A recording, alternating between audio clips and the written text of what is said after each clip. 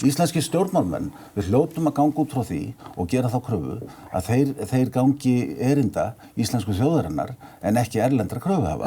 Og er ekki þess vegna mjög mikilvægt að þegar að það eru hagsmunir ekki upp á borðinu, heldur undir borðinu eins og í þessu tilviki, að heimilisbókhald forsætisráðherra hefur verulega hagsmuni af því hvernig gengi verður frá uppgjöri við kröfuhafa. Á þetta ekki að vera upp á borðinu? Þetta á ekki að vera undir borðinu, þetta á ekki að vera í skúffu, þetta á ekki að vera í pósthólfi á tortóla, þetta á að vera bara upp á borðinu.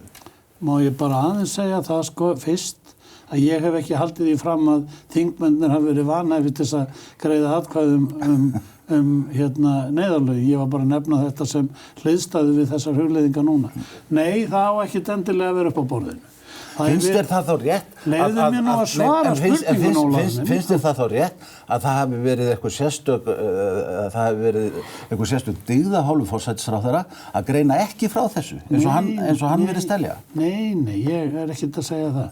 Ég bara er að segja það að þegar að menn bjóða sig fram til þess að verða alþingismenn, þá ber þeim skylda samkvæmt lögum og reglugerð sem hefur verið sett til þess að gefa upplýsingar tiltekin atriði sem snerta fjármálið þeirra.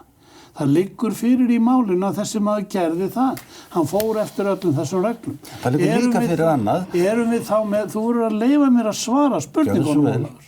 Fyrst þú varst að fá mig í þáttinn, sko. Gerðu svo vel. Og það liggur fyrir að hann veitti þessar upplýsingar. Erum við þá til hliðar við reglurnar sem við höfum þetta, með eitthvað annað reglusett sem hver setur og hver fer eftir sem að menn þurfa þá að uppfylla einhverjar frekari reglur sem við búum til eftir á í hausnum á okkur eða eitthvað svona.